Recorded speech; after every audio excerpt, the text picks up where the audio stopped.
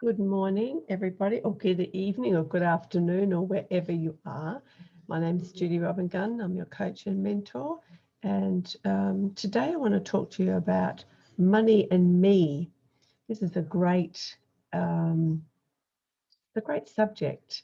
I really like talking about this because I had a lot of experience discovering money and me and what I thought about money and how it impacted my life. Money is really the repetition of prosperous ideas. And I had to begin to see money as an obedient, diligent servant that I could employ to earn more money.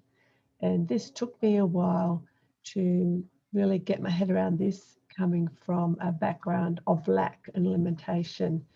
I struggled quite a lot after my marriage finished, and what came out of my mouth, I didn't realize I was doing back then, was, oh no, I can't afford that. Someone would invite me somewhere, oh no, I don't have the money. And it wasn't until I started working on my mindset that I realized, no, I didn't have the money, because I was always saying, no, I don't have the money, or no, I can't afford that. And everything I looked at was, well, how much does it cost? Or can I afford that? Or maybe I can't afford that. So I learned that I could use money to provide services far beyond the services that I could provide. And it's like prosperity consciousness doesn't know lack or limitation. And lack and limitation can only exist when we make room for it in our mind. Just let.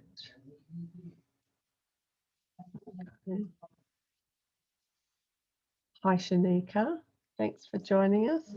So, talking about the money and me. Hi, Shanika. I'm just talking about money and me, and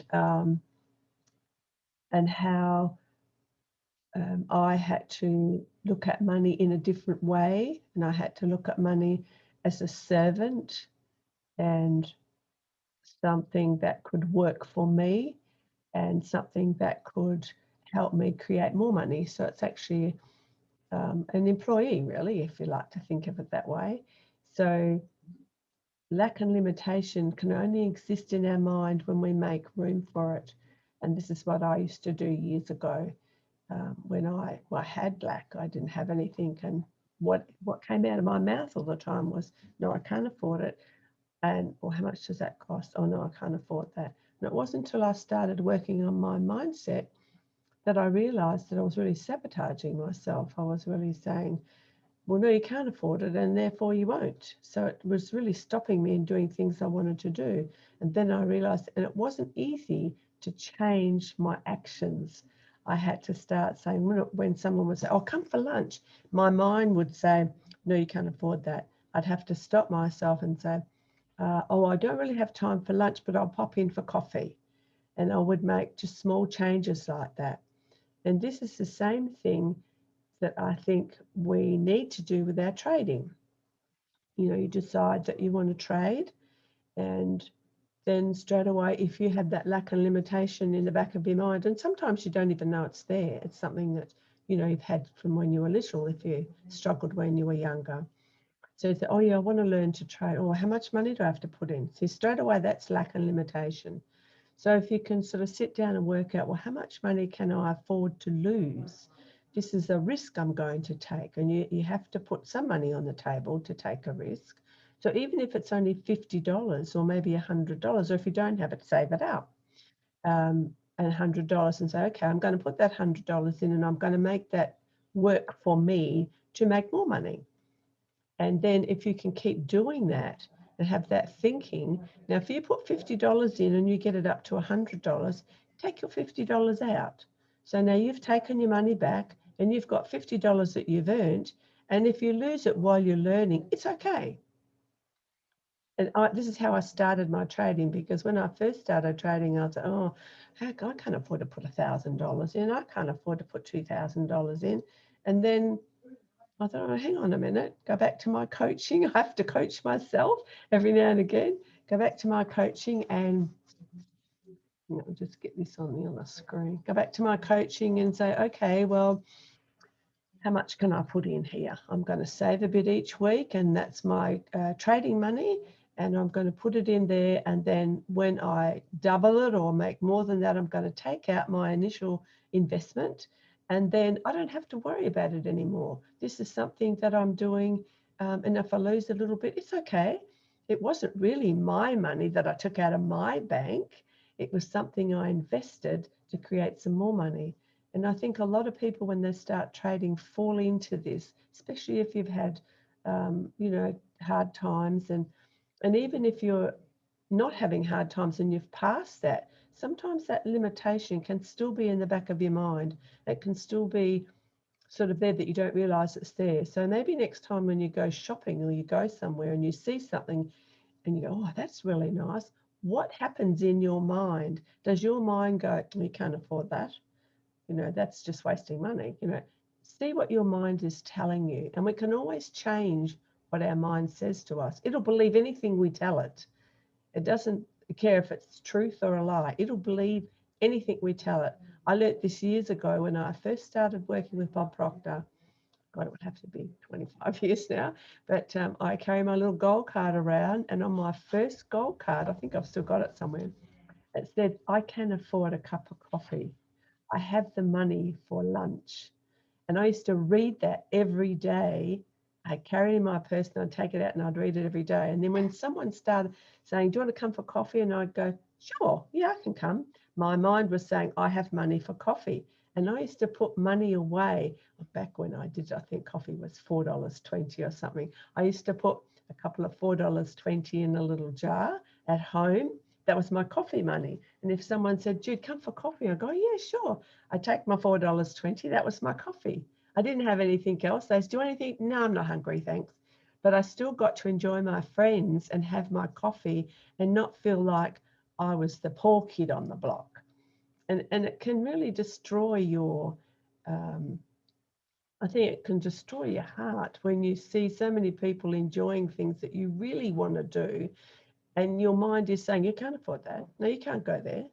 And I worked, it took me a while, a few months, but I worked my way up and I had enough money put aside for a meal. And when someone said, I realized that some of my friends were saying, Judy, come for lunch.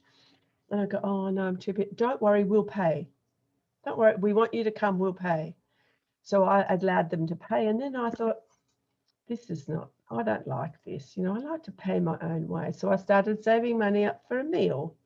And then it took me quite a few months, and I'd put money aside each week, even if it was only 50 cents or $1, I'd save it up. And then at that stage, I got a better job and I got more money. But I still said, no, I can afford this. So I rang the different friends who used to pay for my lunch. I'd ring them up once a month and say, let's go for lunch. And it's on me. And they said, oh, no, I'll pay for it. Then I realized they were seeing me as the poor person. No, Jude, I know it's hard for you. We'll pay for you. And I'd say, no, I've got money. So I had to always say, no, I've got money. And even now when I started trading, people say, oh, you lose all your money with that. And I go, no, I've got money. I've got plenty of money. At the start, I didn't, but I used to say, no, I've got plenty of money because I knew what I put in there, that $50, I had 2 or 3 accounts running, and I'd put $50 in each one. And when it got up to 150, I took my $50 out. And I say, no, I've got money. And I made that $50 work for me. So it's a mindset thing. And it's not easy to get your mind around it. But I think what I'm trying to say is if you can write down or even write on a gold card or a little card of some sort and read it every day that I have all the money I need. I have everything I need. I have all the money I need. What I need comes to me when I need it. And I did this I still do it. I do it all the time. Whatever I need comes to me when I need it. And when I think back, it happened. It all happened. Sometimes you think it's a struggle and you go, oh, I can't afford this, or I can't afford to pay my membership. It's just too much this month. And when I first started, I think it was nearly $300 in Australian money that I pay a month, and I'm on a pension. And I thought, I really wanted to do it. And I thought, oh, I'm never going to be able to do this. Now, hang on a minute. I'm going to work this out. I'm going to do it. And you know, I've never missed a payment for my membership. I'm on the top one. I've never missed a payment. That is important to me because I know that's going to create my future and more money for me. Did I have to go without other things? Yes, sometimes I did. And that's fine. Did I have to, not go away for the weekend with the girls? No, I just say I'm busy. And people say, what the hell are you doing? I've got this little part-time thing going. Yeah, but at your age, you can just take it easy. No, this is what I want to do. And you make a stand for who you are. And I had to make a stand for who I am. I've just had a birthday. I'm 27 now. I'm going the other way. But, I think all those years, I struggled for years. And all it was my mind had to be, I had to have a mind makeover. I had to start thinking different things. And you put it into your mind, it'll stay there. It's like a strategy that we have. There's a new strategy, like for instance, what Shanika's teaching us. That's a new strategy. When I first looked at that, I thought, oh, no, I'm doing this other one. No, I can't do that. It's too many things. And then I went, hang on a minute. No, it isn't. It's not that much different to what I'm doing. I can do this. And so I changed my mindset and now I can do it. And any other strategy that you like, just say, okay, I can do this. I'll just learn it a little bit at a time and I'll do it in my demo to start with. And then when I get, I don't know, whatever you want, 50% or 60% that you're winning, then you can have a little try in your live account. And it's all about programming your mind to realize that you can do this. And so if you go into your live account and you have a few trades and you win a couple and then you lose one, you go, the mind says, see, told you can't do it. Told you can't afford it. You're wasting money. You've got to stop and think, no, trading in the stock market is win some, lose some. But that's how we win. We win some and we lose some.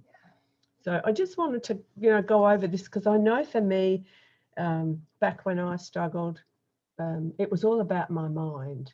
It was all about telling my mind what to believe, being in control of my mind and not having my mind with its limiting beliefs and all the things that I was taught and listened to when I was growing up, that they're not necessarily so. And the people around you when you're growing up, they do the best they can for you with what they have. But as we know, we learn more. And thanks to the internet, we can learn heaps more. And I'm so very grateful for this group and, being in I Am Academy and all the educators and the opportunity that I have. And I don't have any fears now that my future is not going to be happy and healthy. I'm just really grateful. So that's about all I've got. I got on my soapbox a little bit, but that's okay. So I'll be here for about 10 minutes. I'll stop the recording here and I'll stay for about 10 minutes if anybody wants to come on and have a chat or mark up your charts or ask any questions or anything like that. So I'll wait for about 10 minutes or so.